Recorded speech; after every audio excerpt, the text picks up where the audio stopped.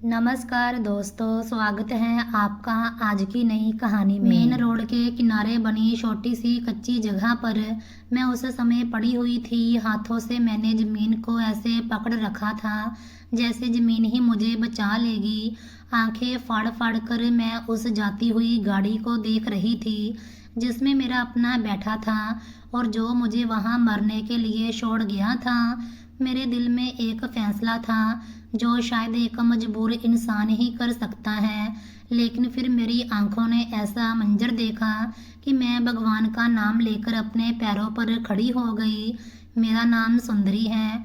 मैं बहुत खूबसूरत थी। शायद यही वजह थी कि एक दिन मेरे रिश्तेदारों के घर मेरे लिए रिश्ता आया। जब उन्होंने बताया कि लड़का अच्छी कमाई करता है और उसके पास अपनी गाड़ी भी है, तो सबके चेहरों पर खुशी छा गई। हमारे जैसे लोगों के लिए वह वाकई अमीर था। उसकी नौकरी बहुत बड़ी नहीं थी, घर भी मामूली सा था, मगर उसकी गाड़ी ऐसी थी कि मोहल्ले के लोग रुक रुक कर देखते थे। उसका नाम अरुण था। बाद में मुझे पता चला कि उसे गाड़ियों का बहुत शौक था। वह अपनी ज़रूरतें कम करके पैसे बचाता रहता था। नया मॉडल मार्केट में आते ही पुरानी गाड़ी बेचकर कुछ और पैसे जोड़कर नई गाड़ी खरीद लेता। लोग कहते थे कि उसे गाड़ियों से उतनी मोहब्बत है जितनी शायद किसी को अपने सपनों से भी नहीं होती। मेरे लिए ये सब बातें नहीं थीं। मैंने कभी अपने लिए कोई सपने नहीं देखे थे। बचपन से ज़िंदगी ने मुझे इतना व्यस्त रखा था कि सपने देखने का समय ही नहीं मिला। मेरे माँ बाप इस दुनिया में नहीं थे, ना कोई बहन, ना कोई भाई, ना ही कोई ऐसा दोस्त जिसके सामने दिल की बात कह सकूं। मैं अपने रिश्तेदारों के घर रहती थी। वे मुझे बुरा नहीं कहते थे, कभी सख्त शब्द भी नहीं बोलते थे, मगर घर के सारे काम मुझसे ही करवाए जाते थे। सुबह सबसे पहले मेरी आंख खुलती, मैं आंगन में झाड़ू लगाती, बर्तन धोती, कपड़े धोती, फिर रसोई में जाकर खाना बनाने में मदद करती। शाम तक काम करते करते शरीर थक जाता, मगर कोई शिकायत करने वाला भी तो नहीं था। वे लोग मुझे प्यार से बुलाते थे, नरमी से बात करते थे, मगर हकीकत यह थी कि मैं उस घर में सिर्फ जिम्मेदारियों वाली लड़की थी। जब मेरी शादी तय हुई तो सबसे ज़्यादा खुशी शायद मुझे ही हुई। मैं रातों को जाग जाग कर अपने आने वाले घर के बारे में सोचती रहती। मैं कल्पना करती अब मेरी भी अपनी दुनिया होगी, एक ऐसा घर जहां मुझे किसी के हुक्म का इंतजार नहीं करना पड़ेगा, जहां मैं मेहमान नहीं बल्कि घर की मालकिन कहलाऊंगी, जहां मेरी अपनी जगह होगी, मेरी अपनी ज़िंदगी होगी। फिर शादी का दिन आ गया। लाल जोड़े में बैठी हुई मैं बार बार अपने हाथों पर लगी मेहंदी को देखती रही। दिल में अजीब सी घबराहट भी थी और खुशी भी। जब विदाई का समय आया तो मेरी आंखों में आंसू थे, मगर उन आंसुओं में उदासी कम और उम्मीद ज़्यादा थी। मैं एक नई जिंदगी की ओर जा रही थी। शादी के बाद जब मैं अपने नए घर पहुंची तो अरुण ने शुरू से ही मेरा बहुत ख्याल रखा। वह मेरी हर जरूरत का ध्यान रखता। अगर मैं पानी लेने उठती तो खुद गिलास भरकर दे देता।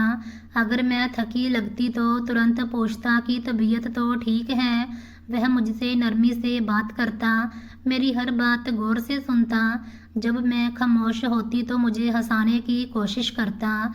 शुरू शुरू में मुझे यकीन ही नहीं होता था कि कोई व्यक्ति मेरे साथ इतनी मोहब्बत और ध्यान से पेश आ सकता है। मैंने ज़िंदगी में पहली बार खुद को अहम महसूस किया था। अरुण मेरे करीब रहता, वह मुझे ज़्यादा देर अपनी नज़रों से दूर नहीं होने देता था। घर आते ही सबसे पहले मुझे आवाज़ देता, रात को देर तक मुझसे बातें करता, मेरी पसंद नापसंद पूछता, मेरे लिए छोटी छोटी चीज़ें ले आता। जब वह मुझे देखकर मुस्कुराता तो मुझे लगता जैसे दुनिया की सारी खुशियाँ मेरे कदमों में आ गिरी हों। मैं उसकी दिलचस्पी को मोहब्बत समझने लगी। फिर धीरे धीरे यह यकीन बन गया कि अरुण मुझसे बहुत प्यार करता है। मैं दिल ही दिल में सोचती कि अगर कोई मर्द रोज आपका ख्याल रखे, आपके पास बैठना पसंद करे, आपको अपनी ज़रूरत समझे, आपसे दूर रहना ना चाहे, तो इसका मतलब प्यार ही होता है। मैं खुद को दुनिया की सबसे खुशकिस्मत औरत समझने लगी थी। लगता था कि जिंदगी ने जितने दुख पहले दिए थे अब उनका बदला खुशियों के रूप में मिल रहा है। हर गुजरते दिन के साथ मैं अरुण पर और ज़्यादा भरोसा करने लगी। उसकी बात मेरे लिए आखिरी बात होती, उसकी खुशी मेरी खुशी बन गई थी। लेकिन औरत अक्सर एक बड़ी गलती कर बैठती है। वह मर्द की शुरुआती दिलचस्पी को प्यार समझ लेती है। वह भूल जाती है कि किसी का बार बार करीब आना और किसी का हमेशा साथ निभाना दो अलग बातें हैं। जब एक औरत यह यकीन कर लेती है कि सामने वाला उससे प्यार करता है तो वह उस पर हद से ज़्यादा भरोसा करने लगती है। बिल्कुल मेरी तरह उस समय मेरा हाल यह था कि अगर कोई मुझसे अरुण के बारे में एक भी बुरी बात कहता तो मैं यकीन नहीं करती। मुझे लगता था कि दुनिया बदल सकती है मगर अरुण नहीं बदल सकता। मैंने अपनी सोच, अपनी उम्मीदें, अपने सपने और अपना भरोसा सब कुछ उसके हवाले कर दिया था। मुझे क्या मालूम था कि हद से ज़्यादा भरोसा कभी कभी इंसान को ऐसा नुकसान पहुंचा देता है जिसका अंदाज़ा भी नहीं होता। समय गुजरता गया और मैं अरुण को पहले से ज़्यादा समझने लगी। शुरू में जो बातें मुझे प्यारी लगती थी अब उन्हीं में कुछ ऐसी चीज़ें नज़र आने लगी थीं जिन पर पहले गौर नहीं किया था। अरुण अक्सर हंसते हुए कहता था कि मेरी ज़िंदगी में दो ही कीमती चीज़ें हैं जिनसे मैं बहुत प्यार करता हूँ। फिर वह गर्व से अपनी गाड़ी की तरफ इशारा करता और कहता, एक मेरी रानी। उसने अपनी गाड़ी का नाम रखा हुआ था। उसके बाद मेरी तरफ देखकर मुस्कुरा देता और कहता, और एक तुम। यह सुनकर मैं खुश हो जाती थी। दिल में अजीब सी मिठास भर जाती थी। मुझे लगता था कि मैं वाकई उसकी ज़िंदगी में खास हूँ मगर शायद प्यार इंसान को कुछ बातों से अंधा कर देता है। मैंने कभी गौर नहीं किया कि वह हमेशा पहले अपनी गाड़ी का नाम लेता और था मेरा बाद में। खैर मैंने उस समय इस बात को ज़्यादा महत्व नहीं दिया। मैं अपनी छोटी सी दुनिया में खुश थी। लेकिन अब समय के साथ कुछ चीज़ें बदलने लगी। जहाँ शायद चीज़ें नहीं बदली थी बल्कि मेरी आंखें खुलने लगी थी। एक दिन मैं बहुत थकी हुई थी। पूरा दिन घर के काम करते करते शरीर टूट रहा था। शाम तक सिर में दर्द शुरू हो गया था। रात हुई तो अरुण हमेशा की तरह मेरे करीब आया मगर उस दिन मेरी तबीयत वाकई ठीक नहीं थी। मैंने नरमी से मना कर दिया। मेरा मना करते ही उसके चेहरे का रंग बदल गया। वह गुस्से में आ गया। मैं हैरान रह गई। मैंने सोचा था कि वह मेरी तबीयत पूछेगा, मेरा हाल पूछेगा मगर उसने उल्टा नाराज़गी जतानी शुरू कर दी। गुस्से में बोला, तुम्हें और करना क्या है? मैं एक पल के लिए खामोश रह गई। समझ नहीं आया कि इसका क्या मतलब है। मैंने हैरानी से पूछा, क्या मतलब? वो बहुत नाराज था। मैंने भी पहली बार थोड़ा तेवर दिखाया तो उसने बात बदलते हुए कहा, बच्चे तो नहीं है ना तुम्हारे, इसीलिए कह रहा हूँ। बच्चे नहीं हैं तो मेरा ख्याल करो, मैं भी तो किसी का बच्चा हूँ। उसकी बात सुनकर मुझे अजीब सा एहसास हुआ। मैंने कहा, ये क्या बात हुई? आपकी हरकतें तो बच्चों जैसी नहीं है ना। और बच्चे नहीं हैं तो क्या हुआ, हो जाएंगे। उसने जल्दी से जवाब दिया, अभी मुझे बच्चे नहीं चाहिए, अभी मुझे शादी को एंजॉय करना है। मैं खामोश हो गई। मेरे पास बहस करने की कोई वजह नहीं थी। सच तो यह था कि मुझे भी बच्चों की कोई जल्दी नहीं थी, इसीलिए मैंने इस बात को वहीं ख़त्म कर दिया। मगर उस दिन के बाद मेरे दिल में एक सवाल पैदा हो गया, एक ऐसा सवाल जो हर गुजरते दिन के साथ बड़ा होता जा रहा था। मैं खुद को बुरे लोगों में नहीं गिनती थी। मैं किसी का हक नहीं मारती थी, किसी से ईर्ष्या नहीं करती थी, किसी की खुशी देखकर मेरे दिल में जलन नहीं होती थी। मुझे अपने रूप पर भी घमंड नहीं था, बल्कि लोग अक्सर मेरी तारीफ करते थे। मैं ऐसी थी कि गर्मियों में रोज छत पर पक्षियों के लिए पानी रखती थी, एक बर्तन में दाना डाल देती थी ताकि वह भूखे ना रहें। सुबह चिड़ियों की चहचहाहट सुनकर मेरा दिल खुश हो जाता था। घर के बाहर एक बिल्ली आती थी, रोज शाम को दरवाजे के पास बैठ जाती। मैं उसके लिए दूध रख देती, वह चुपचाप दूध पीकर चली जाती। मुझे इन छोटी छोटी चीज़ों से बहुत खुशी मिलती थी। लेकिन अरुण का मामला अजीब था। दिन भर उसे याद नहीं रहता था कि उसकी एक पत्नी भी है। उसे यह ख्याल नहीं आता था कि मैंने खाना खाया या नहीं, मेरे पास कपड़े हैं या नहीं, मैं खुश हूँ या उदास, मेरी तबीयत खराब है या ठीक। कभी कभी तो पूरा दिन गुजर जाता और वह एक बार भी नहीं पूछता कि मैं कैसी हूँ। लेकिन रात होते ही जैसे अचानक उसे याद आ जाता कि उसकी एक पत्नी भी है और फिर उसका सारा ध्यान सिर्फ एक ही तरफ होता। शुरू में मैंने इसे प्यार समझा, फिर ज़रूरत समझा। अब मुझे लगने लगा था कि उसकी दिलचस्पी सिर्फ उसी एक चीज़ तक सीमित है। यह ख्याल मेरे दिल को तकलीफ़ देता था क्योंकि मैं उससे सिर्फ एक मर्द के रूप में नहीं जुड़ी थी, वह मेरा पति था, मेरा हमसफ़र था। कम से कम मैं यह समझती थी मियाँ बीबी का रिश्ता सिर्फ एक ज़रूरत पर तो नहीं कायम होता। वे एक दूसरे के साथ होते हैं, एक दूसरे की थकान महसूस करते हैं, खामोशियाँ समझते हैं और एक दूसरे का सहारा बनते हैं। मगर कभी कभी रात के अंधेरे में छत को ताकते हुए मुझे महसूस होता था कि शायद मैं अकेली ही इस रिश्ते को पति पत्नी का रिश्ता समझ रही हूँ और अरुण इसे किसी और नज़रिए से देख रहा है। एक दिन दोपहर के वक्त दरवाजे की घंटी बजी। मैं रसोई में थी, हाथ धोकर दरवाज़ा खोला तो सामने अरुण की एक रिश्तेदार खड़ी थी, उसके साथ उसकी माँ भी थी। मैंने मुस्कुराकर उन्हें अंदर बुलाया और बैठक में बिठा दिया। जैसे ही वह अंदर आई मेरी तरफ देखने लगी। पहले तो मैंने सोचा शायद ऐसे ही देख रही हैं, लेकिन थोड़ी देर बाद महसूस हुआ कि वह वाकई मुझे गौर से देख रही थीं। उनकी नज़रें बार बार मेरे चेहरे पर आकर रुक जाती थी, फिर घर की चीज़ों पर घूमने लगती। कुछ देर बाद वह सोफे पर बैठते हुए बोली, घर को संभालने का सलीका नहीं है। मैंने चौंक कर उसकी तरफ देखा। मेरी नज़र पूरे कमरे पर दौड़ी, हर चीज़ अपनी जगह पर थी, सफाई भी थी। मुझे समझ नहीं आया कि वो क्या कहना चाहती हैं। फिर वो बोली, कभी मेरे घर आना देखना, हर चीज़ अपनी जगह पर पड़ी होगी। मैंने नरमी से कहा, अभी भी तो चीज़ें अपनी जगह पर ही पड़ी हैं। उन्होंने तुरंत जवाब दिया, नहीं अरुण, तुम्हें मना नहीं करता। फिर मुझे सर से पाँव तक देखकर बोली, खैर बहुत खूबसूरत हो, लेकिन सिर्फ खूबसूरत हो। मैं खामोश हो गई। उनकी आवाज़ में तारीफ कम और तंज ज़्यादा था। कुछ ही देर में मुझे अंदाज़ा हो गया कि शायद यह वही लड़की थी जिसका कभी अरुण के लिए रिश्ता आया होगा। फिर खुद ही बातों बातों में कहने लगी, रिश्ता आया था उसका हमारे घर, लेकिन मैंने मना कर दिया था। मैं खामोशी से सुनती रही। वो कुर्सी पर टेक लगाकर बोली, वैसे भी हमें तो लगता था कि अरुण कभी किसी से शादी करेगा ही नहीं। वो तो अपनी गाड़ी से ही शादी करके बैठा है, उसके लिए तो सब कुछ उसकी गाड़ी है। फिर वो हल्का सा हंसी।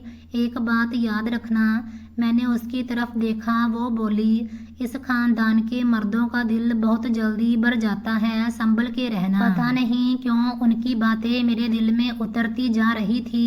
उनके शब्द अजीब थे, जैसे वो कोई बात साफ साफ ना कहकर इशारों में समझाना चाहती हो। कुछ देर बाद वो चली गईं, मगर उनकी बातें मेरे दिमाग में गूंजती रहीं। शाम को जब अरुण घर आया तो मैंने हमेशा की तरह उसके लिए चाय बनाई। वो टीवी के सामने बैठा था। मैं उसके पास आकर बैठी और बोली, आज तुम्हारी चाची अपनी भाभी और अपनी भतीजी रिया के साथ आई थी। मेरी बात सुनते ही उसके चेहरे पर नाराज़गी आ गई। वह बोला, उसको तो यहाँ नहीं आना चाहिए था। मैंने हैरानी से पूछा, क्यों? वो तुरंत बोला, किस मुँह से आई थी? मैंने कहा, क्यों, क्या हुआ था? वो बोला, मैंने इनकार किया था उसके रिश्ते के लिए। मैं चौंक गई। मैंने कहा, मगर वो तो कह रही थी कि उसने इनकार किया था। यह सुनकर अरुण जोर से हंसने लगा। फिर बोला, उसका मुंह है इनकार करने वाला। उसकी हंसी में अजीब सा घमंड था। वो बोला, पूरी औरत तो लगती नहीं है। मैं खामोश होकर उसकी बात सुनने लगी। वो आगे बोला, औरतों वाली कोई बात ही नहीं उसमें, सिर्फ औरत दुबली पतली हो जाए तो काफ़ी नहीं होता ना। मैंने कहा, आपने इसीलिए इनकार किया था? वो बोला, और किस लिए करना था इनकार? मैं उसे देखती रह गई। उस लम्हे मुझे पहली बार शिद्दत से एहसास हुआ कि अरुण लोगों को इंसानों की तरह नहीं देखता। वो शायद सिर्फ बाहरी चीज़ों को अहमियत देता था, खूबसूरती, शक्ल, जिस्म और ऐसी चीज़ें जो उसे पसंद हो। उसके बाद मैंने अतीत की कई बातें याद करना शुरू कर दी। मुझे याद आया जब भी वो मुझे अपनी गाड़ी में कहीं ले जाता था तो सबसे पहले क्या कहता था। वो गाड़ी के दरवाजे के पास खड़े होकर कहता, देख लेना जूते साफ होंगे। मैं हैरान होकर पूछती क्यों। वो जवाब देता, गंदे जूते मेरी गाड़ी में मत रखना। जैसे मैं उसकी पत्नी नहीं बल्कि गाड़ी को नुकसान पहुंचाने वाली कोई चीज़ हूँ। फिर मुझे याद आया कि वह कभी गाड़ी में कोई चीज़ खाने नहीं देता था। एक दिन गर्मी ज़्यादा थी कि सूरज आग बरसा रहा था। सड़कें तप रही थी, गाड़ी धूप में खड़ी थी और अंदर का माहौल भट्टी जैसा हो चुका था। हम कहीं गए हुए थे। अरुण ने गाड़ी रोकी और कहा, 5 मिनट में आता हूँ। मैं गाड़ी में बैठी रही। 5 मिनट गुजर गए, 10 मिनट गुजर गए, फिर 15 मिनट, फिर 20 और फिर पूरा 1 घंटा गाड़ी के अंदर बैठे बैठे मेरा बुरा हाल हो गया। पसीना लगातार बह रहा था, गला सूख चुका था, सर भारी होने लगा था। आखिरकार अरुण वापस आया। जैसे ही वह बैठा मैंने कमज़ोर आवाज़ में कहा, सामने जूस वाला खड़ा है। वो मेरी तरफ देखने लगा। मैंने कहा, मुझे 1 गिलास जूस पिला दे, सिर्फ ₹50 का गिलास है।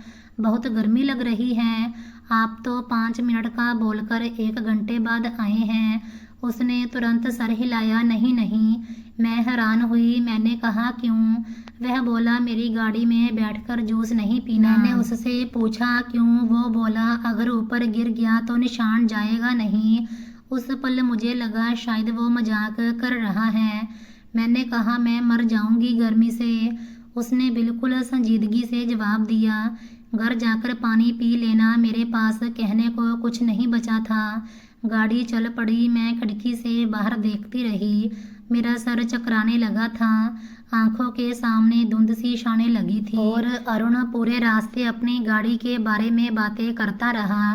घर पहुंचते पहुंचते मेरी हालत खराब हो चुकी थी। जैसे ही अंदर दाखिल हुई मैं सीधी रसोई में गई, फ्रिज खोला और जल्दी जल्दी ठंडा पानी पीना शुरू कर दिया। पहला गिलास ख़त्म हुआ, फिर दूसरा। तब जाकर ऐसा लगा जैसे जान वापस शरीर में आ रही हो। मैं काफ़ी देर तक कुर्सी पर बैठी सांस बहाल करती रही। उन दिनों वैसे भी मेरी तबीयत कुछ ठीक नहीं रहती थी। कमज़ोरी महसूस होती थी, शरीर टूटता रहता था, मगर मैं खामोशी से गोलियां खाकर गुजारा कर रही थी। मैं नहीं चाहती थी कि किसी को परेशान करूं, लेकिन कुछ दिनों बाद अचानक बुखार तेज हो गया। ऐसा बुखार कि शरीर जलने लगा, हाथ पाँव में जान ही नहीं रही। बिस्तर से उठना मुश्किल हो गया था, घर के काम भी नहीं हो पा रहे थे। मैं कभी चारपाई पर लेट जाती तो कभी उठने की कोशिश करती, मगर सर चकराने लगता। आखिरकार अरुण ने भी महसूस कर लिया था कि इस बार मामला मामूली नहीं है। रात को उसने मेरे माथे पर हाथ रखा तो बुखार बहुत ज़्यादा था। वो कुछ लम्हे खामोश रहा, फिर बोला, ठीक है, कल तुम्हें डॉक्टर के पास ले जाऊंगा। अगले दिन सुबह सवेरे अरुण मुझे सरकारी अस्पताल ले आया। रात भर बुखार ने मेरा बुरा हाल कर रखा था। उस समय ऐसा लग रहा था जैसे किसी ने हड्डी हड्डी अलग कर दी हो। सर भारी था और आंखों के सामने धुंध छाई हुई थी। अस्पताल के मुख्य दरवाजे के अंदर कदम रखते ही मुझे अंदाजा हो गया कि आज का दिन आसान नहीं होने वाला। हर तरफ लोगों की भीड़ थी, किसी के हाथ में पर्ची थी, कोई बच्चे को गोद में उठाए खड़ा था, कोई बूढ़ा दीवार के साथ टेक लगाकर बैठा था। पंखे चल रहे थे मगर उनसे ठंडक की बजाय गर्म हवा निकल रही थी। पसीने और दवाइयों की मिलीजुली बू फैली हुई थी। हम दोनों ही कोने में जाकर बैठ गए।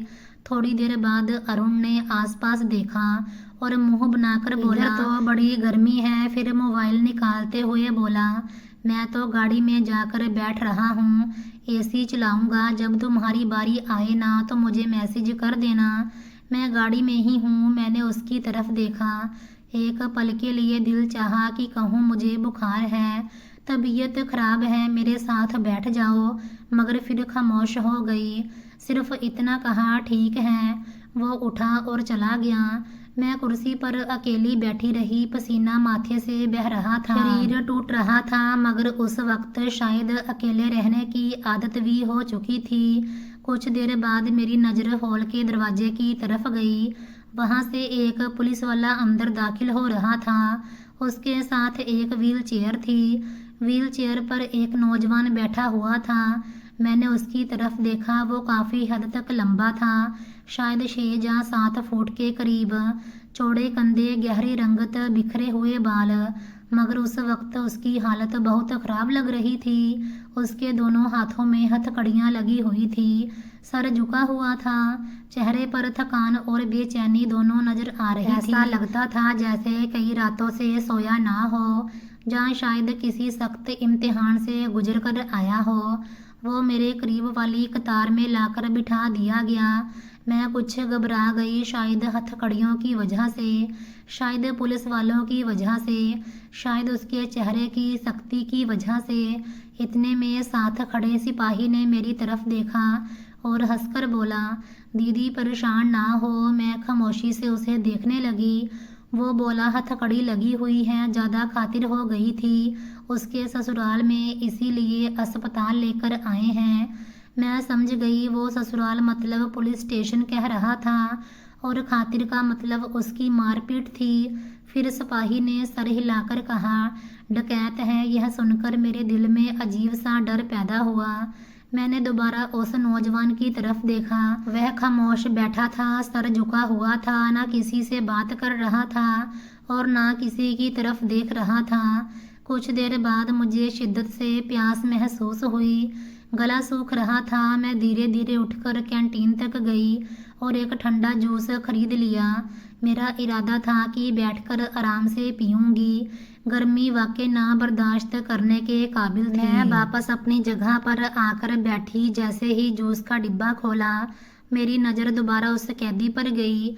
उसके होंठ सूख रहे थे, होंठों पर सफ़ेदी जम गई थी। वह बार बार जुबान फेरकर उन्हें तर करने की कोशिश कर रहा था। तब मुझे एहसास हुआ कि शायद उसे भी बहुत प्यास लगी हुई है। मैं कुछ लम्हे उसे देखती रही, फिर ना जाने क्यों दिल ही नहीं माना। मैं उठी और उसके करीब चली गई। दिल में डर जरूर था, आखिर वो एक कैदी था, मगर हथकड़ियाँ लगी हुई थीं और पुलिस वाले भी साथ खड़े थे। मैंने जूस के डिब्बे में पाइप लगाया, फिर ध्यान से उसके हाथों और चेहरे के करीब डिब्बा इस तरह रखा कि वह आसानी से पी सके। उसने चौंक कर मेरी तरफ देखा। उसकी आंखों में हैरानी थी, शायद उसे उम्मीद नहीं थी कि कोई अजनबी उसके साथ ऐसा सलूक करेगा।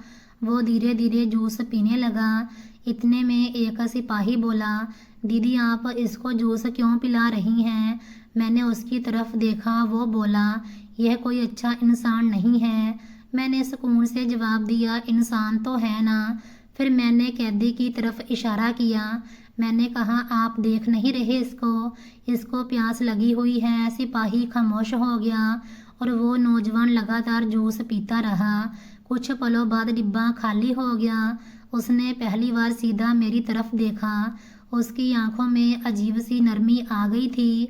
फिर बहुत धीमी आवाज़ में बोला, शुक्रिया बहन। मैंने सर हिला दिया, कोई बात नहीं भाई। फिर मैं वापस अपनी जगह पर आकर बैठ गई। थोड़ी देर के बाद उसकी बारी आ गई। पुलिस वाले उसे अंदर ले गए। उसका चेकअप हुआ और फिर वह वापस व्हील चेयर पर बैठकर चला गया। लेकिन ना जाने क्यों उसका चेहरा मेरे दिमाग में रह गया। मैं काफ़ी देर तक उसके बारे में सोचती रही।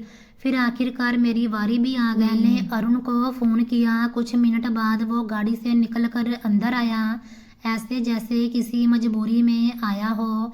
हम डॉक्टर के कमरे में दाखिल हुए।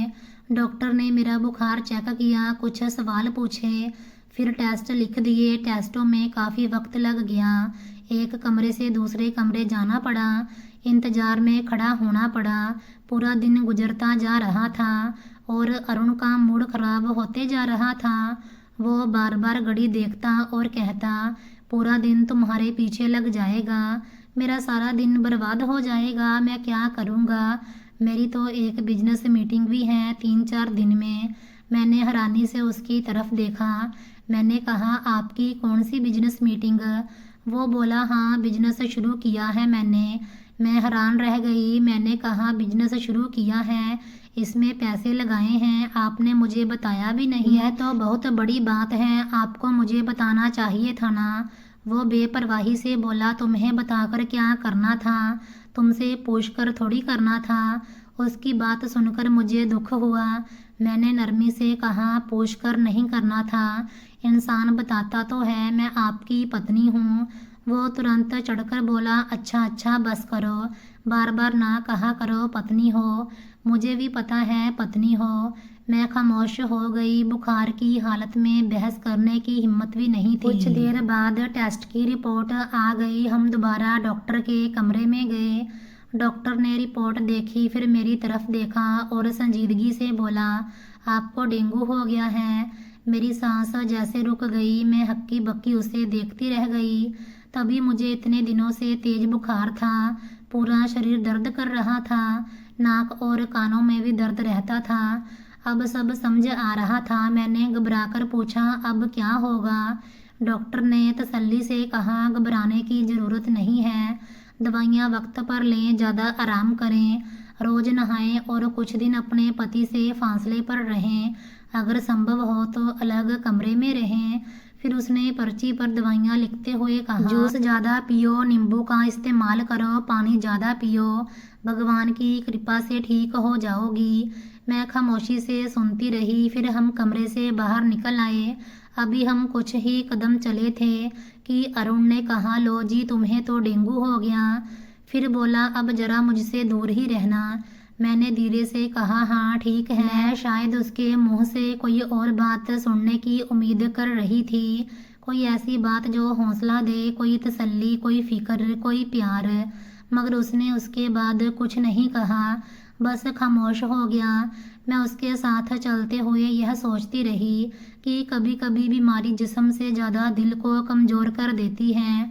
हम लोग घर वापस आ गए। घर पहुंचते ही मेरे शरीर की थकान जैसे कई गुना बढ़ गई। बुखार पहले ही पूरे शरीर को तोड़ रहा था। सर भारी था, आंखें जल रही थी और हाथ पांव में इतनी कमजोरी थी कि कुछ कदम चलना भी मुश्किल लग रहा था। अरुण ने रास्ते में मेडिकल स्टोर से दवाइयाँ ले ली थी, 2 जूस के डिब्बे भी खरीद लिए थे। उस वक्त मुझे लगा शायद अब वह मेरा ख्याल रखेगा। आखिर मैं बीमार थी। डॉक्टर ने भी साफ बताया था कि आराम की ज़रूरत है, अच्छी खुराक की ज़रूरत है, जूस और पानी की ज़रूरत है।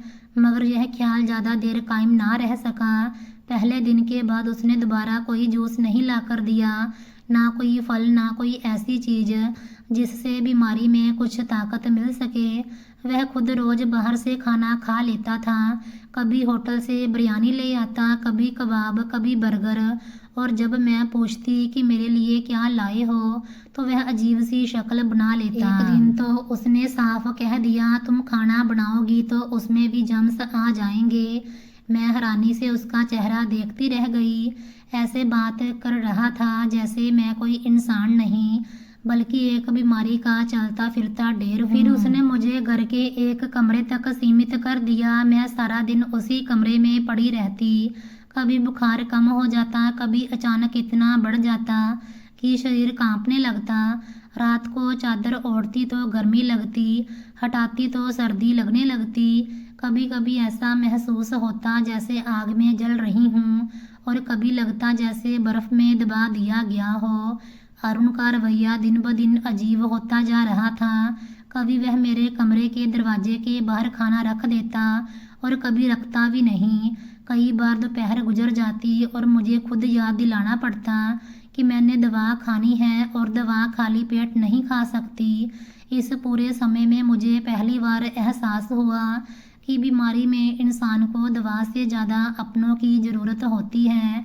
किसी ऐसे शख्स की ज़रूरत होती है जो माथे पर हाथ रखकर पूछ ले कि तबीयत कैसी है, जो पानी का गिलास पकड़ा दे, जो कुछ पल साथ बैठ जाए, मगर मेरे पास ऐसा कोई नहीं था। एक दिन बुखार कुछ ज़्यादा था। मैं बिस्तर पर लेटी छत को देख रही थी। कमरे में अजीब सी खामोशी थी। दीवार पर लगी घड़ी की टिक टिक साफ सुनाई दे रही थी। दिल बहुत घबरा रहा था। मैंने अरुण को आवाज़ दी। वह दूसरे कमरे में था। काफ़ी देर बाद दरवाजे के बाहर आकर बोला, क्या हुआ? मैंने धीरे से कहा, और कुछ नहीं तो थोड़ी देर मेरे पास आकर बैठ जाया करो। उसने तुरंत जवाब दिया, पागल हो, मुझे भी डेंगू हो जाएगा। उसके लहजे में डर कम और अहंकार ज़्यादा था। मेरे दिल में चुभन सी हुई। मैंने कहा, तो फिर मुझसे बात ही कर लिया करो, दूसरे कमरे से फ़ोन मिलाकर बात कर लिया करो। उसने लापरवाही से कहा, क्या बात करूं तुमसे? मैं खामोश हो गई, मगर वह रुका नहीं। कहने लगा, तुम्हारे साथ जो कर सकता था वह तो नहीं हो सकता, और क्या बात करूं? उसकी बात सुनकर मेरा खून जैसे खौल उठा। मैंने कमजोरी के बावजूद गुस्से से कहा, सिर्फ उस काम के लिए लाए थे मुझे?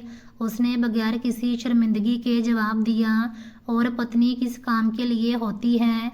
मेरा दिल जैसे डूब गया। मैं कुछ पल उसे देखती रह गई। फिर मैंने कहा, यह गलत बात है, आप ऐसा नहीं कह सकते। अगर मैं आपको ऐसा कहूँ तो आपको कैसा लगेगा? वो हंस पड़ा, फिर बोला, मुझे कुछ बुरा नहीं लगेगा, क्योंकि यह हकीकत है। फिर उसने उंगली उठाकर कहा, तुम औरतों की यही प्रॉब्लम है, तुम लोग हकीकत में डर ढूंढती हो, लेकिन हम मर्द हकीकत पर चलते हैं। शादी किस लिए करता है इंसान? उसके शब्द मेरे दिल में तीर की तरह उतरते जा रहे थे। मैं खामोश हो गई, क्योंकि उस वक्त मेरे पास जवाब नहीं था, जहाँ शायद इतनी ताकत ही नहीं बची थी कि जवाब दे सकूं। वह चला गया और मैं बिस्तर पर लेटी रह गई। छत धुंधली नजर आ रही थी, आंखों में आंसू आ गए। उस रात मैं बहुत रोई, इतना रोई कि सर और दर्द करने लगा। बुखार पहले ही जान ले रहा था, ऊपर से यह एहसास कि शायद मैं उस इंसान के लिए कभी अहम थी ही नहीं। मुझे बार बार रिया की बात याद आ रही थी। इस खानदान के मर्दों का दिल बड़ी जल्दी भर जाता है। मैं सोचती रही, शायद वाकई उसका दिल मुझसे भर चुका था, शायद वह मुझसे कभी प्यार करता ही नहीं था। शायद मैं सिर्फ एक ज़रूरत थी, और अब जब बीमारी की वजह से वह ज़रूरत पूरी नहीं हो सकती थी, तो मैं उसकी नज़र में बेकार हो चुकी थी। यह ख्याल मुझे अंदर से तोड़ रहा था। रात को बुखार तेज हो जाता, मैं पसीने में भीग जाती, कभी आंख लगती तो अजीब अजीब सपने आते। फिर अचानक आंख खुल जाती, कमरे में अंधेरा होता, पंखा घूम रहा होता, और मैं अकेली होती। कभी पानी पीने के लिए उठती तो चक्कर आने लगते, दीवार पकड़कर चलना पड़ता। दवाइयाँ वक्त पर खा रही थी, मगर खुराक पूरी नहीं मिल रही थी। जूस तो कुछ दिन बाद बिल्कुल बंद हो गए। हालांकि डॉक्टर ने खास तौर पर कहा था कि जूस पीना जरूरी है, गन्ने का जूस, नींबू का पानी, फलों का रस, मगर अरुण ने दोबारा कुछ लाकर ना दिया। मैं कई बार सोचती खुद जाकर ले आऊं, फिर ऐसे कमज़ोर शरीर को देखकर चुप हो जाती। कमरे की खिड़की से बाहर आसमान नजर आता। मैं घंटों उसे देखती रहती और दिल ही दिल में प्रार्थना करती कि यह बीमारी जल्द ख़त्म हो जाए, या फिर मेरी यह तकलीफ़ ख़त्म हो जाए, क्योंकि उन दिनों मुझे ऐसा महसूस होने लगा था कि बुखार मेरे शरीर को जला रहा है और तन्हाई मेरी रूह को। एक रात मेरी तबीयत अचानक बहुत ज़्यादा ख़राब हो गई। पहले भी बुखार तेज रहता था, लेकिन उस रात मामला कुछ और ही था। मेरा पूरा शरीर जल रहा था, सर ऐसे दर्द कर रहा था जैसे किसी ने अंदर हथौड़े बजाने शुरू कर दिए हों। कमजोरी इस हद तक बढ़ चुकी थी कि बिस्तर से उठना ही मुश्किल लग रहा था। फिर अचानक मुझे उल्टी जैसा महसूस हुआ। मैं लड़खड़ाते हुए बाथरूम तक गई और वहां जाकर उल्टियां करने लगी। एक बार, दूसरी बार, फिर तीसरी बार। मेरी हालत खराब होती जा रही थी। मैं पसीने में भीग चुकी थी, सांस फूल रही थी, और जब मैंने उल्टी में खून देखा तो मेरे हाथ पांव ठंडे पड़ गए। उस पल मुझे पहली बार डर महसूस हुआ। मुझे लगा शायद वाकई मेरी जान खतरे में है। मैं दीवार का सहारा लेकर खड़ी हुई और अरुण के कमरे की तरफ चल पड़ी। मेरे कदम बार बार लड़खड़ा रहे थे। दरवाजे तक पहुंचते पहुंचते सांस फूल गई। मैंने दरवाज़ा बजाना शुरू कर दिया। एक बार, फिर दूसरी बार, फिर लगातार। अंदर से गुस्से भरी आवाज़ आई, क्या है? मैंने कमज़ोर आवाज़ में कहा, मुझे अस्पताल जाना है, मेरी तबीयत बहुत ख़राब है। काफ़ी देर बाद दरवाज़ा खुला। वो नाराज़ नज़र आ रहा था, जैसे मैंने उसे किसी ज़रूरी काम से उठा दिया। उसने मेरी हालत देखी, फिर बेदिली से बोला, अच्छा चलो ले जाता हूँ। उसके लहजे में परेशानी नहीं थी। मैं किसी तरह गाड़ी तक पहुँची। वह ड्राइविंग सीट पर बैठ गया और गाड़ी चल पड़ी। रात काफ़ी गहरी हो चुकी थी। सड़कें लगभग खाली थी। दूर दूर तक सिर्फ स्ट्रीट लाइटों की पीली रोशनी फैली हुई थी। गाड़ी तेजी से मेन रोड पर चल रही थी। मैं सीट से टेक लगाकर बैठी थी। आंखों के सामने धुंध सी छाई हुई थी। हर पल ऐसा लग रहा था जैसे होश जाता रहेगा। अचानक मुझे दोबारा उल्टी जैसा महसूस हुआ। मैंने मुंह पर हाथ रखा। अरुण ने एक नज़र मेरी तरफ देखा, फिर जल्दी से बोला, देखना मेरे लेदर की सीट खराब मत कर देना, बड़ी मुश्किल से लगवाए हैं। मेरी गाड़ी गंदी मत कर देना। मैं हैरानी से उसे देखने लगी। उस वक्त भी उसे मेरी फिक्र नहीं थी, अपनी गाड़ी की फिक्र थी। फिर उसने गाड़ी सड़क के किनारे रोक दी। सड़क के साथ नीचे की तरफ एक गहरी ढलान थी। अंधेरा इतना था कि नीचे कुछ साफ दिखाई नहीं दे रहा था। उसने दरवाज़ा खोलते हुए कहा, बाहर की तरफ मुंह करके उल्टी करना। मैं कमजोरी से दरवाजे की तरफ झुकी। मेरा सारा ध्यान अपनी हालत पर था।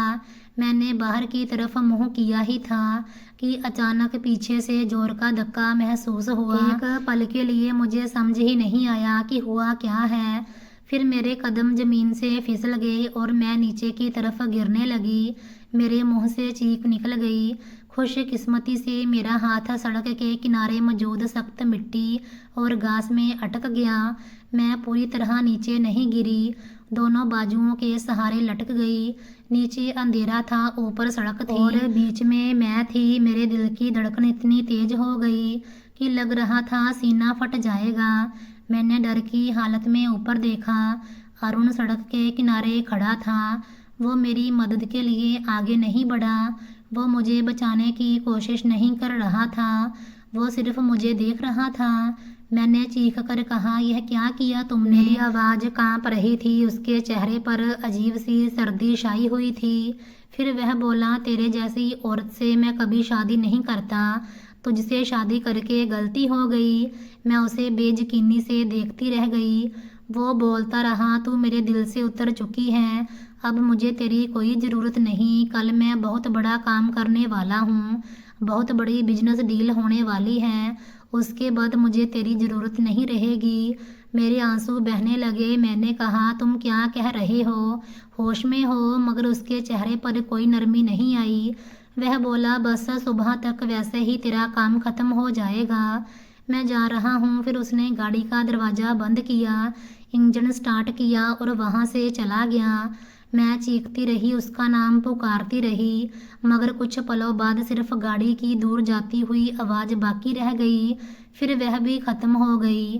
चारों तरफ खामोशी फैल गई। मैं अकेली रह गई अंधेरी रात में, एक वीरान सड़क के किनारे, अपनी जान बचाने के लिए मिट्टी को पकड़े हुए। उस पल मेरे दिमाग में सिर्फ एक सवाल गूंज रहा था, आखिर क्यों? आखिर इतनी नफरत कहाँ से आ गई थी? मैंने उसके साथ क्या किया था? मैं सोचने लगी, दुनिया में कितनी औरतें हैं जिनके पति उनसे लड़ते हैं, झगड़ते हैं, सख्त बातें करते हैं, मगर फिर भी उन्हें छोड़कर नहीं जाते। और एक मेरा पति था जिसने कभी कोई बड़ी लड़ाई भी नहीं की, मगर आज मुझे मरने के लिए छोड़ गया था। मुझे धीरे धीरे समझ आने लगा कि शायद उसे यकीन था कि मेरे लिए कोई नहीं आएगा। मेरा कोई खानदान नहीं था, कोई भाई नहीं था, कोई बाप नहीं था, कोई ऐसा शख्स नहीं था जो मेरी गुमशुदगी पर शोर मचाता। इसीलिए शायद उसे किसी का डर नहीं था, ना लोगों का, ना कानून का, ना किसी सवाल का। मैं आसमान की तरफ देखने लगी। ऊपर तारे चमक रहे थे और नीचे मेरी ज़िंदगी हाथों से फिसल रही थी। मैं सोच रही थी, अगर मैं यहाँ मर गई तो शायद लोगों को कभी पता भी ना चलेगा। शायद यही सब कहेंगे बीमारी से मर गई या हादसा हो गया, क्योंकि हकीकत सिर्फ मैं जानती थी और मैं ही मरने वाली थी। मेरी आंखों में आंसू बहते रहे। वक्त धीरे धीरे गुजरता रहा। मुझे लगने लगा कि शायद यही मेरी ज़िंदगी का अंत है। शायद मेरी कहानी भी उन बेशुमार औरतों जैसी बन जाएगी जिनके दुख कुछ दिन लोगों की बातों का विषय बनते हैं और फिर दुनिया उन्हें भूल जाती है। मैं मरना नहीं चाहती थी। ज़िंदगी जितनी भी मुश्किल क्यों ना हो, इंसान उससे चिपका रहता है। उम्मीद का एक छोटा सा जरा भी उसे जीने पर मजबूर करता है। मैं भी जीना चाहती थी, लेकिन मेरा शरीर जवाब दे रहा था। बुखार से जलता हुआ शरीर, कमज़ोर बाजू और अंधेरी रात। मैं पूरी ताकत के साथ किनारे को पकड़े हुए थी। हाथ सुन्न होने शुरू हो गए थे, बाजू कांप रहे थे। 1 घंटा या शायद उससे भी ज़्यादा वक्त गुजर चुका था, मगर सड़क पर कोई गाड़ी नहीं आई थी। चारों तरफ खामोशी थी। सिर्फ दूर कहीं रात के कीड़ों की आवाज़ सुनाई दे रही थी और मैं अंधेरे में लटकी हुई यह सोच रही थी कि शायद अगला पल मेरी ज़िंदगी का आखिरी पल साबित हो। मेरा पति शायद उस वक्त यही सोच रहा होगा कि आखिरकार उससे मेरी जान छूट गई है। अब वह आराम से अपनी डील साइन करेगा और उसके बाद उसकी नई ज़िंदगी शुरू हो जाएगी। एक ऐसी ज़िंदगी जिसमें मेरा कोई वजूद नहीं होगा और मैं अंधेरे में सड़क के किनारे लटकी हुई अपनी आखिरी सांसों का इंतजार कर रही थी। मेरे बाजू सुन्न हो चुके थे, हाथ कांप रहे थे, आंखों के सामने धुंध छा रही थी। लेकिन फिर अचानक मुझे दूर से आवाज़ें सुनाई दी। ऐसा लगा जैसे कुछ लोग हंसते हुए बातें कर रहे हों। पहले तो मुझे लगा शायद बुखार की वजह से वहम हो रहा है, मगर फिर कदमों की आवाज़ें करीब आने लगी। मैंने बड़ी मुश्किल से सर उठाया। 4 आदमी मेरी तरफ आ रहे थे। चारों लंबे कद के जवान मर्द थे। वो आपस में हंसते हुए चल रहे थे। उनके हाथों में मोबाइल थे और वह सड़क के किनारे धीरे धीरे चलते जा रहे थे। फिर अचानक उनमें से एक का पाँव मेरे हाथ से टकराया। वो तुरंत रुक गए, बाकी 3 भी रुक गए। एक पल के लिए वहाँ खामोशी छा गई। फिर उन्होंने मोबाइल की रोशनी मेरी तरफ कर दी। तेज रोशनी मेरे चेहरे पर पड़ी। मैंने आंखें सिकोड़ ली। फिर मैंने उस शख्स को देखा। वो भी मुझे देख रहा था। अगले ही पल उसकी आंखें हैरानी से फैल गई और मेरी भी, क्योंकि मैं उसे पहचान गई थी। यह वही आदमी था, वही कैदी, वही नौजवान जिसे मैंने अस्पताल में जूस पिलाया था। वो कुछ पल मुझे घूरता रहा, फिर अचानक जोर से बोला, यह तो मेरी बहन है। यह तो वही औरत है जिसने मुझे जूस पिलाया था। उसकी आवाज़ में हैरानी भी थी और खुशी भी। फिर वो जल्दी से मेरे करीब बैठ गया। उसने मेरा हाथ पकड़ा और बोला, ओ मेरी बहन, तूने तो उस दिन मुझे जूस पिलाकर मेरी प्यास मिटाई थी। मैं तेरा भाई हूँ, परेशान ना हो। अब तेरे साथ कुछ नहीं होगा। उसकी बात सुनकर मेरी आंखों से आंसू बहने लगे। पता नहीं क्यों, शायद इसीलिए कि एक अजनबी मेरी फिक्र कर रहा था और मेरा अपना पति मुझे मरने के लिए छोड़ गया था। वीर सिंह ने तुरंत अपने साथियों को आवाज़ दी, यह हालत किसने की? मेरी बहन की, जल्दी करो, इसे ऊपर निकालो। चारों आदमी हरकत में आ गए। उन्होंने मुझे ध्यान से ऊपर खींचा। मेरे शरीर में इतनी ताकत नहीं थी कि मैं खुद खड़ी हो सकूं। मैं तकरीबन बेहोश हो चुकी थी। उन्होंने मुझे सहारा दिया। वीर सिंह बार बार कह रहा था, परेशान ना हो बहन, हम आ गए हैं, अब कुछ नहीं होगा। फिर उसने किसी को फ़ोन किया। शायद उसकी गाड़ी करीब ही खड़ी थी। बाद में मुझे पता चला कि वह लोग रात को वॉक के लिए निकले थे। कुछ मिनट बाद एक बड़ी गाड़ी आ गई। उन्होंने मुझे पिछली सीट पर लिटाया। वीर सिंह खुद मेरे सिरहाने बैठ गया। रास्ते भर वो मुझे तसल्ली देता रहा, कहता रहा, हौसला रख बहन, बस अस्पताल पहुंच रहे हैं। मैं नींद बेहोशी की हालत में उसकी आवाज़ सुनती रही। उस रात वो मुझे सरकारी अस्पताल नहीं बल्कि एक बड़े प्राइवेट अस्पताल ले गए। जैसे ही हम वहां पहुंचे, डॉक्टर तुरंत एक्टिव हो गए। मुझे इमरजेंसी में ले जाया गया। ड्रिप लगाए गए, टेस्ट हुए, दवाइयाँ दी गई और फिर मेरी ज़िंदगी बचाने की कोशिश शुरू हो गई। मुझे सिर्फ इतना याद है कि कई दिन तक मैं बिस्तर पर पड़ी रही।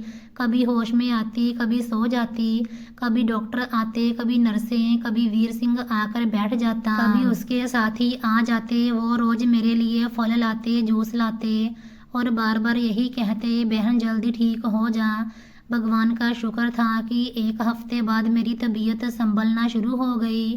बुखार खत्म हो गया, शरीर में ताकत वापस आने लगी और एक दिन डॉक्टर ने कहा अब खतरे की कोई बात नहीं, आप ठीक हो रही हैं। उस दिन वीर सिंह की खुशी देखने वाली थी। उसने मिठाई मंगवाई और हंसते हुए बोला, मैंने कहा था ना मेरी बहन को कुछ नहीं होगा। अस्पताल से छुट्टी मिलने के बाद वो मुझे अपने ठिकाने पर ले गए। मैंने वहां जाकर जो कुछ देखा उसकी उम्मीद नहीं थी। वहां सिर्फ मर्द ही नहीं थे, उनकी माएँ भी थीं, बहनें भी थीं, बच्चे भी थे। मुझे सबने इज्जत दी, ऐसी इज्जत जो शायद मुझे अपनी शादी के बाद भी कभी नहीं मिली थी। उनकी माएँ मुझे बेटी कहकर बुलाती, उनकी बहनें मेरे साथ बैठती, मेरे लिए खाना बनाती। मैं हैरान रह जाती थी। फिर धीरे धीरे मुझे उनके बारे में बहुत सी बातें मालूम हुई। तब पता चला कि वह मशहूर डाकू वीर सिंह था, ऐसा आदमी जिसका नाम सुनकर लोग डर जाते थे। पुलिस कई बार उसे पकड़ चुकी थी, लेकिन वह हर बार किसी न किसी तरह बच निकलता था। इसीलिए उसके लिए गिरफ्तार होना कोई बड़ी बात नहीं थी। और जो बाकी 3 आदमी उस रात उसके साथ थे, वो उसके चचेरे भाई थे। वक्त गुजरता गया, मैं सेहतमंद होती गई। उसी दौरान मैंने वीर सिंह को अपनी पूरी कहानी सुना दी, शुरू से लेकर आखिर तक। मैंने उसे बताया कि अरुण ने मेरे साथ क्या किया, उसने मुझे कैसे छोड़ दिया, कैसे धक्का दिया और कैसे मरने के लिए सड़क के किनारे फेंक कर चला गया। वीर सिंह खामोशी से सुनता रहा। उसके चेहरे के भाव बदलते रहे। फिर आखिर में उसने गहरी सांस ली और बोला, कसम है इतनी अच्छी औरत का पति इतना बुरा कैसे हो सकता है। फिर उसने मेरी तरफ देखा और बोला, फिक्र ना कर बहन, तू बस हमें इशारा कर, फिर देख हम क्या करते हैं। मैं कुछ पल खामोश रही। फिर मेरे दिमाग में अरुण का चेहरा आया, वही चेहरा जो मुझे मरने के लिए छोड़ गया था। मैंने धीरे से सर उठाया और कहा, इशारा है मेरी तरफ से, जो मर्जी करो। वीर सिंह मेरे पति के पीछे गया तो पता चला कि वो किसी और लड़की के साथ शादी कर रहा था और आज ही उसकी शादी थी। जब यह खबर मुझे मिली तो कुछ पलों के लिए मैं खामोश रह गई। मेरे दिल में अजीब सी उदासी थी। एक तरफ दुख था कि जिस आदमी के लिए मैंने अपना सब कुछ छोड़ दिया था, वो मेरी जिंदगी खत्म समझकर नई जिंदगी शुरू करने जा रहा था। दूसरी तरफ हैरानी थी, उसे इतनी जल्दी मेरी जगह कोई और मिल गई थी। कुछ देर बाद वीर सिंह का फोन आया। उसने कहा, बहन फिक्र ना कर, तेरा पति मिल गया है। मैंने धीरे से कहा, ले आओ उसको। बस फिर वह लोग रवाना हो गए। बाद में मुझे पता चला कि वह सीधे मैरिज हॉल पहुंचे थे। उधर रोशनियां लगी हुई थी, मेहमान मौजूद थे, शादी की तैयारियां चल रही थी और अरुण अपनी नई जिंदगी के सपने देख रहा था। लेकिन उसे क्या पता था कि उसकी किस्मत में आज कुछ और लिखा था। वीर सिंह और उसके साथी उसे वहां से उठाकर ले आए। उसके चेहरे पर कपड़ा लपेट दिया गया था। जब उसे ठिकाने पर लाया गया तो वह बार बार पूछ रहा था, उसे कहाँ लाया गया है, कौन लोग हैं, क्या चाहते हैं। फिर उसे एक कमरे में बिठा दिया गया। मैं सामने कुर्सी पर बैठी थी। वीर सिंह ने आगे बढ़कर उसके चेहरे से कपड़ा हटा दिया। जैसे ही उसकी नज़र मुझ पर पड़ी, उसकी आंखें हैरानी से फैल गई। वो उछलकर खड़ा हो गया और बोला, सुंदरी तुम यहाँ क्या कर रही हो। फिर उसने इधर उधर देखा और घबराकर पूछा, तुमने इन लोगों को मेरे पीछे भेजा, यह कौन है। मैंने सुकून से उसकी तरफ देखा और कहा, भाई हैं मेरे, यह मेरे भाई हैं। यह वो मर्द हैं जो इस समाज के असली मर्द हैं और तुम सिर्फ नाम के मर्द हो। मेरी बात सुनकर उसका चेहरा उतर गया। इतने में वीर सिंह आगे बढ़ा और बोला, यह वो औरत है जिसे तू मरने के लिए छोड़ आया था। फिर वहां मौजूद सब लोगों ने उसे खूब डांटा, उसकी हरकतों पर उसे शर्मिंदा किया और बार बार उससे पूछा कि आखिर उसने ऐसा क्यों किया, लेकिन उसके पास कोई जवाब नहीं था। आखिरकार मैंने उससे कहा, मुझे अपने गंदे रिश्ते से आज़ाद कर दो। उस वक्त उसकी सारी अकड़ खत्म हो चुकी थी। वो मान गया, उसकी आवाज़ में डर था। वो बार बार कह रहा था, मुझे छोड़ दो, अगर मुझसे कुछ लेना है तो ले लो, जो चाहिए ले लो, बस मेरी जान छोड़ दो। वीर सिंह ने मेरी तरफ देखा और पूछा, बहन इससे क्या लेना है? मैं कुछ पल खामोश रही, फिर मैंने कहा, हाँ एक चीज़ लेनी है। वीर सिंह ने पूछा, क्या? मैंने कहा, इसकी गाड़ी। यह सुनकर अरुण का रंग उड़ गया। वो बोला, नहीं मेरी गाड़ी नहीं, मेरी गाड़ी नहीं, लो कुछ और ले लो, जो मांगो दे दूंगा, लेकिन गाड़ी ना लो। मैंने उसकी तरफ देखा और कहा, मुझे गाड़ी ही चाहिए। आखिर वह मान गया। वीर सिंह ने अपने 2 आदमियों को भेजा और कुछ देर बाद वो उसकी गाड़ी भी ले आए। वही गाड़ी जिससे वो मुझसे ज़्यादा प्यार करता था, वही गाड़ी जो उसकी ज़िंदगी की सबसे कीमती चीज़ थी, अब वो ठिकाने में खड़ी थी। लेकिन हैरानी की बात यह थी कि इतना सब कुछ होने के बाद भी उसका अहंकार ख़त्म नहीं हुआ था। जाते जाते कहने लगा, मैं पुलिस को बताऊंगा। यह सुनकर वीर सिंह हंस पड़ा और बोला, जा बता देना, फिर देखते हैं पुलिस क्या कर लेती है। अरुण खामोश हो गया, फिर वहां से जलील होकर चला गया। उसके जाने के बाद ना जाने क्यों मेरी आंखों में आंसू आ गए। मैं रोने लगी, शायद इसीलिए कि एक रिश्ता पूरी तरह खत्म हो गया था, शायद इसीलिए कि मैंने जिस जिंदगी का सपना देखा था वो झूठ निकली थी। वीर सिंह मेरे पास आया और बोला, बहन इसमें रोने की क्या बात है? ऐसे इंसान से जान जितनी जल्दी छूट जाए उतना ही बेहतर होता है। मैंने आंसू साफ किए और खामोश हो गई। उसके बाद मैं वहीं रहने लगी, उनकी माँओं के साथ, उनकी बहनों के साथ। उन लोगों ने मुझे कभी यह एहसास नहीं होने दिया कि मैं अकेली हूँ। मेरी इज्जत की, मेरा ख्याल रखा। वक्त गुजरता गया, देखते ही देखते 1 साल गुजर गया। आज भी मैं वही हूँ और सच कहूँ तो बहुत सुकून में हूँ, जहाँ हर कोई मेरी इज्जत करता है, मेरी बात सुनता है, मेरा ख्याल रखता है। अभी मुझे नहीं पता कि मेरी ज़िंदगी में आगे क्या होगा, मैं कहाँ जाऊँगी, क्या करूँगी और मेरा भविष्य क्या होगा, लेकिन फ़िलहाल मैं खुश हूँ। वीर सिंह हमेशा मुझे एक ही बात कहता है, बहन तुमने ज़िंदगी में जो करना है करो, हम तुम्हारे साथ हैं। अगर कहीं और जाकर रहना है तो रह लो, घर बना देंगे। अगर कारोबार करना है तो कारोबार करा देंगे। अगर पढ़ना है तो पढ़ लो, तुम बस अपनी ज़िंदगी अपनी मर्जी से गुजारो। और अब मैं यही सोच रही हूँ कि मुझे अपनी ज़िंदगी के साथ क्या करना है।